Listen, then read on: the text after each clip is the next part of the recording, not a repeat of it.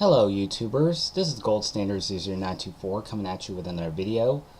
This is going to be my top 10 favorite Savar Series pay-per-view matches in history.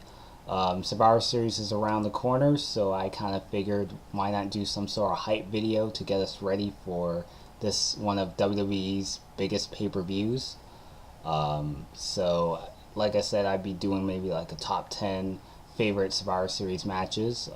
Now, it's not going to be just solely like the traditional 4-on-4s or 5-on-5 Savar Series matches, but it's also going to include a couple of one-on-one matches, potentially like world title matches or mid-card matches. But there's going to be like a handful of traditional Savar Series matches, but don't expect a whole lot in this video. But just a little fair warning right there.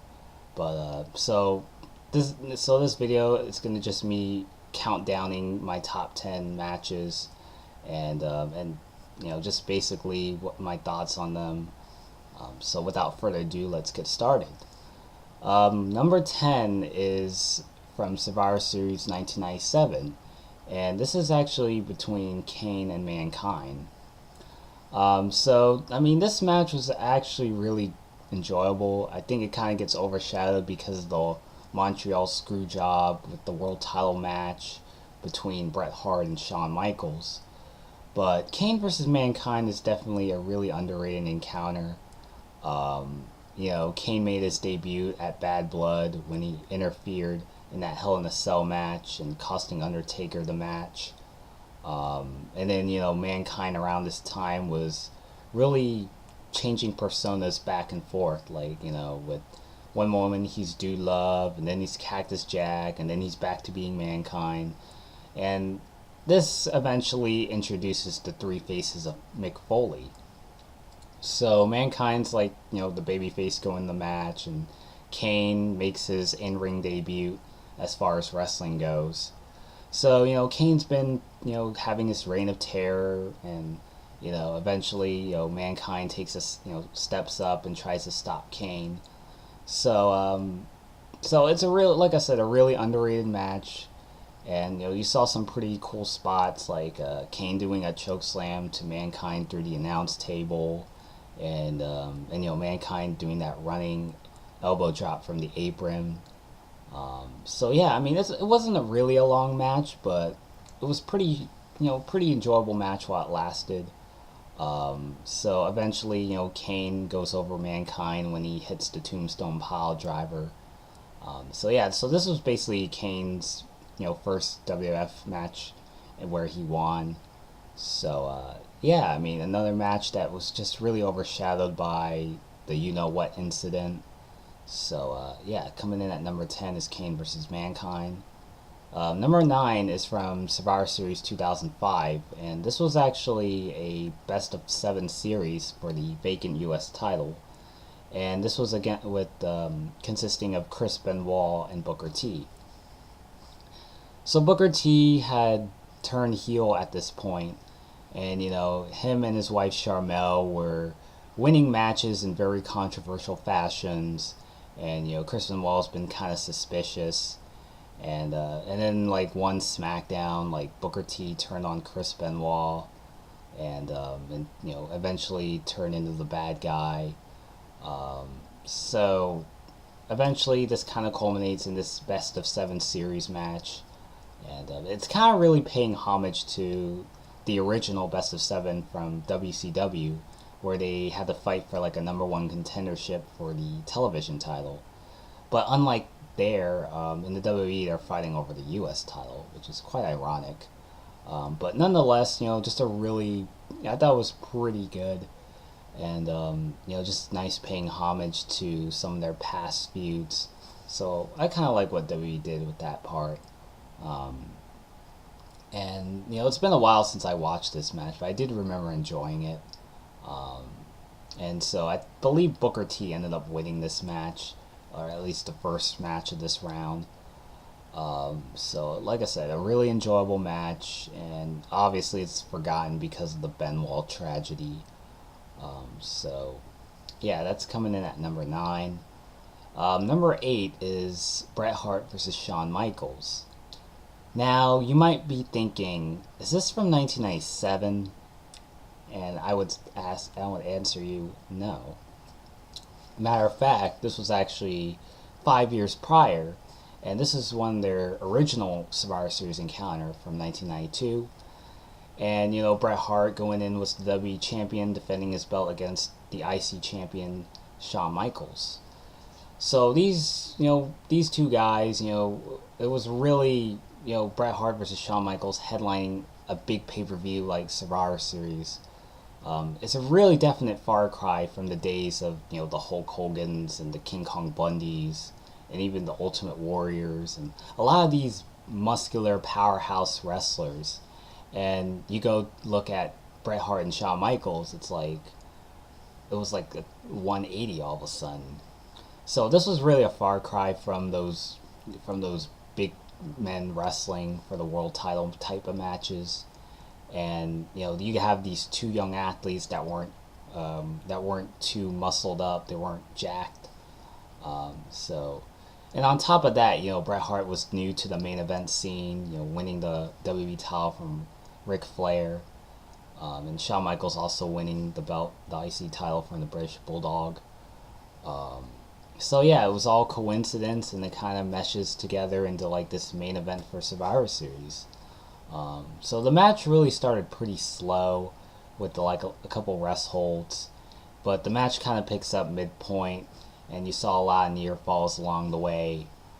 And eventually, in the end, Bret Hart won with the sharpshooter, with the Shawn Michaels submitting.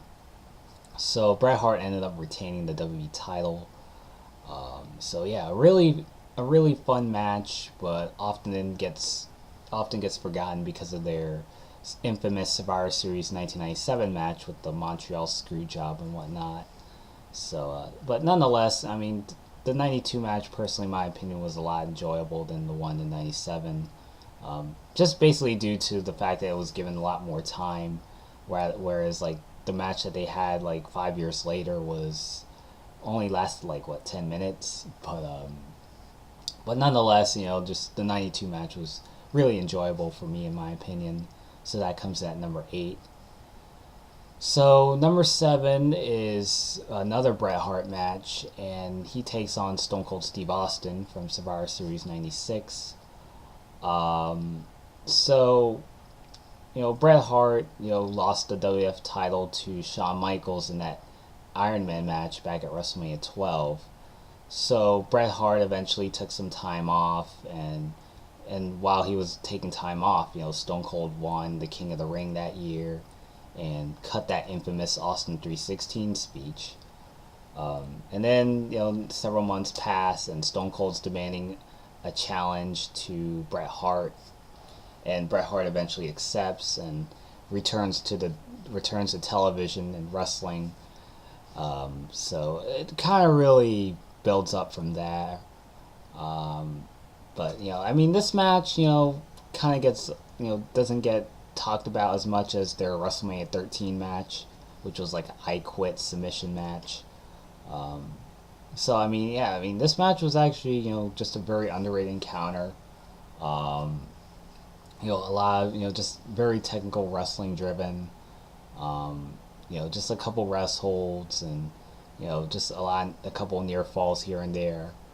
I really like really like the moment at the end where Stone Cold had the $1 million dream applied to Bret Hart, and then Bret Hart used the ring post and reversed it into like a roll up. It was very similar to his match with Roddy Piper from WrestleMania 8. So it was kind of nice to see Bret Hart do that sort of counter again. So Bret Hart ended up winning that match. Um, so I mean, like I said, just another match that was really enjoyable, but often gets forgotten because of their infamous WrestleMania 13 match. And we all know about the Bret Austin double turn. So yeah, I mean, this match was really kind of like laying the foundation of what was to come, and really was the breakout feud that Steve Austin would have, and would go on to go on to become one of the biggest superstars in WWE. So yeah, this was a really great match. So that comes in at number 7. So number 6 we have here is the Undertaker versus Batista in that Hell in a Cell match, and this was from Savar Series 2007. So this match really stems from their first encounter back at WrestleMania 23, where the Undertaker won the World Heavyweight title from Batista. And so Undertaker's been holding that belt for a couple months until Edge cashed in his Money in the Bank and winning the World Heavyweight title subsequently. And then eventually Edge got injured, and Great Khali won it somehow, and then Batista won it. So and eventually, when Undertaker came back, it was Batista and Undertaker, and they had like a match at Cyber Sunday. I believe Batista retained the belt. So this kind of really concludes the whole Undertaker Batista at Survivor Series in the Hell in a Cell. So it was really just a good way to kind of put an end to their whole long rivalry they had for several months. And I mean, it was a pretty good, pretty enjoyable Hell in a Cell match. I mean, it's not as groundbreaking like the Hell in a Cell matches before it, but still pretty damn good. And a lot of people remember it for the ending where like Edge returned and I believe speared the Undertaker, and which allowed Batista to win the belt, or at least retain it for that matter. But nonetheless, just a really enjoyable Hell in a Cell match. Really good way to kind of conclude their monthly rivalries. And I believe they had a match in 2009, which was pretty forgettable. But this would have been the preferable way to end their feud. So that's number 6 with Undertaker Batista. Number 5 is from Survivor Series 2003, and this was Stone Cold's team taking on Bischoff's team. So if Austin team loses, then Stone Cold would relieve his duties as the sheriff for the Raw brand at the time. So eventually, at some point, Eric Bischoff kind of gets peeved at Stone Cold because he's kind of hogging the spotlight and holding Eric Bischoff back from his duties as general manager. So eventually they have the Survivor Series style match, and Stone Cold picks his team, Bischoff picks his team. So it kind of really builds up from there, and I believe, I mean, it was kind of hard to remember what went on in that match, but I do remember it came down to like Shawn Michaels and Randy Orton.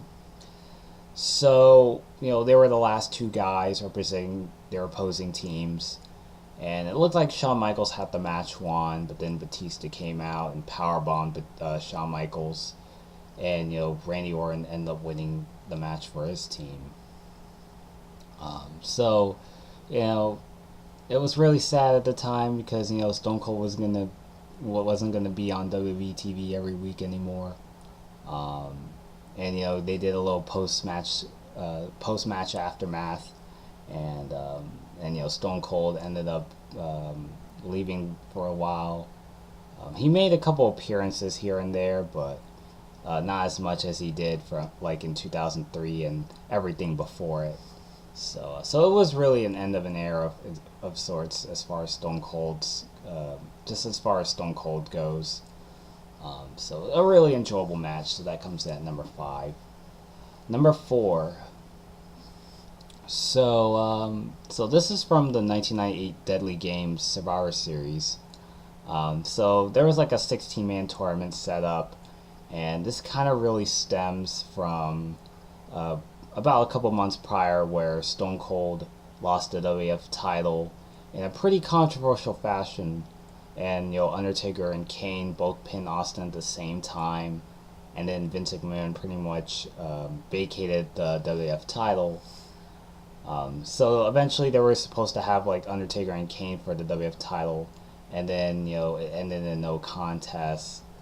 And so eventually, since the title was still vacant, Vince McMahon decided to make a 16-man tournament for Survivor Series. So I believe, to my knowledge, I mean, the Savar Series card was probably one of the most stacked cards that they had. I believe it was like somewhere around like 14 or 15 matches, but which was kind of pretty controversial because when you have matches that were like over 10 when you have like over 10 matches on a pay-per-view card, most of the matches are bound to last no more than 5 minutes. So I think that's one of the few flaws that this pay per view had. But if there was one defining moment or one defining match out of the whole Deadly Games tournament, it would definitely have to be The Rock and Mankind. So The Rock, being the baby face, and he was really over at this point, and Mankind was kind of loyal to Vince McMahon. So I mean, these guys just went back and forth, and Mankind did that elbow drop to the announce table, but then like Rock moved out of the way, um, and just some really cool back and forth, and eventually like The Rock used the sharpshooter, and then Vince McMahon rang the bell. Very similar to the previous year's Survivor Series, which was the Montreal Screwjob type of incident, and they kind of reenacted that scene again, and The Rock ended up turning heel. So basically, Rock, Vince, and Shane are all celebrating. They formed a corporation afterwards. So yeah, a really great match. They've had also other cool encounters that they had as well, but this is one of their first ones, and it's a pretty damn good one. So, The Rock winning his first WWF title, just a really significant part. So yeah, that comes in at number 4. Number 3, this is actually a triple threat tag team elimination match from Survivor Series 2002, and this is for the SmackDown tag team titles. And you had, I believe, it kind of stems from the fact that the tag titles were being were the tag titles were being created for SmackDown, and they did this little tournament where Kurt Angle and Chris Benoit won the match as well as the titles. And then they had like a 2 out of 3 falls that on SmackDown that Edge and Rey Mysterio won. And Los Guerreros was eventually kind of thrown in the mix, and it kind of really makes it like a triple threat elimination match. So yeah, it's really one of those, for Survivor Series 2002. I mean, they really reinvented this whole concept of just making different variations of elimination type matches. I mean, it wasn't like just 4-on-4 or 5-on-5, but something really different and something to think them outside the box. But just really good back and forth. Just a great balance between technical wrestling and high flying acrobatics. And Chris Benoit and Kurt Angle were eliminated, and it came down to Edge and Mysterio and Los Guerreros. And to my knowledge, I remember Eddie Guerrero using that loss from El Paso, and eventually Los Guerreros won the tag titles. So a really great match. Unfortunately, it's not going to get remembered because Chris Benoit was involved, and just the whole incident between him, and just a really forgotten classic. And so it's really one of my favorites. So I mean, also in Madison Square Garden, just the crowd was really intrigued by it. So that comes in at number 3. And then at number 2 we have is from the previous year's Survivor Series, and this is between the WWF's team taking on Team Alliance. Now I could rant all I want about the invasion angle, but for despite that, I mean, for what it was, I mean, this match really was a great way to kind of put an end to the invasion angle. I mean, the problem, before getting to the problem, I mean, it's just a match that was really one of the defining moments of Survivor Series matches. And not a lot of people give a lot of the traditional Survivor Series matches a lot of credit, and with this sort of match and this sort of stipulation, I think it really made the traditional Survivor Series match seem important. Um, but I mean, I think a lot of people kind of look down on it because Booker T and Rob Van Dam, who were like the two wrestlers that represented WCW and ECW. They both got eliminated first, while like WF guys like Stone Cold and Kurt Angle were like the last few wrestlers in the match. Um, and when you get to like Stone Cold versus The Rock being the last two guys, I mean that kind of really speaks for itself. But nonetheless, I mean, so Stone Cold and The Rock, just really recreating WrestleMania 17. Just really great encounters as usual. And eventually, like Kurt Angle nailed Stone Cold with the championship belt, and then Rock ended up pinning Stone Cold to win for WWF's team. So basically, the alliance was done for, and the invasion angle was pretty much bye bye. But a really enjoyable match. Now, personally, Chris Jericho and Big Show probably should have been, the Alliance, and then Stone Cold Kurt Angle should have been in WWF. So I think they could have switched roles around, and I think it would have. I think a lot of people would have bought it a little more. And I guess you could also take out Shane McMahon from the Alliance as well, and replace him with someone else. So yeah, nonetheless, just a really enjoyable match. So that comes at number 2. And for my number 1 list in my top 10 favorite Survivor Series pay-per-view matches goes to the first Elimination Chamber match from Survivor Series 02. And this was the Triple H, Shawn Michaels, Booker T, Chris Jericho, Kane, and Rob Van Dam in that first ever Elimination Chamber match. So yeah, this is really groundbreaking. I mean, when I heard about the whole concept from Eric Bischoff, I mean, it was really something that was kind of interesting to see how it would play out. Just a new gimmick match, and the fact that they were trying to make it out to be like this big deal. And you had like this big ass, you had this big dome surrounding the ring, and it kind of really the inspiration from the War Games match back in WCW, and it kind of really showed that. You have all these wrestlers stuck in these sort of pods where like there's like a certain time limit before that certain wrestler would come out of their pod and go out there and wrestle. So like there's like a certain amount of time, like a 60-second or a 90-second interval, whatever the case may be. And eventually when that wrestler comes out, they continue to wrestle until they either get eliminated or if they win the match. So yeah, it was really groundbreaking, and this also marked the return of Shawn Michaels. Now he had wrestled against Triple H at SummerSlam, but this was really his official return, and and Shawn Michaels, just coming back from after that back injury, and just a really cool match. There was a really defining moment where Rob Van Dam did that 5-star frog splash from the top of the pod. Just pretty cool stuff. And eventually, Shawn Michaels hit the super kick on Triple H, and eventually winning the World Heavyweight title. So a really great match, and Shawn Michaels would become the World Heavyweight Champion, and unfortunately, this would be his last world title reign. And after he lost it back to Triple H, he never held the belt again.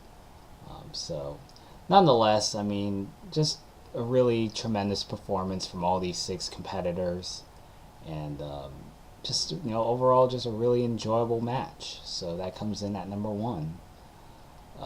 So yeah, that's really it for this video. This is just really my top 10 favorite Survivor Series pay-per-view matches. If you disagree, feel free to list some of your personal favorites. So yeah, this is it for this video. Thank you all for watching, and until next time, this is Gold Standard 00924 signing out.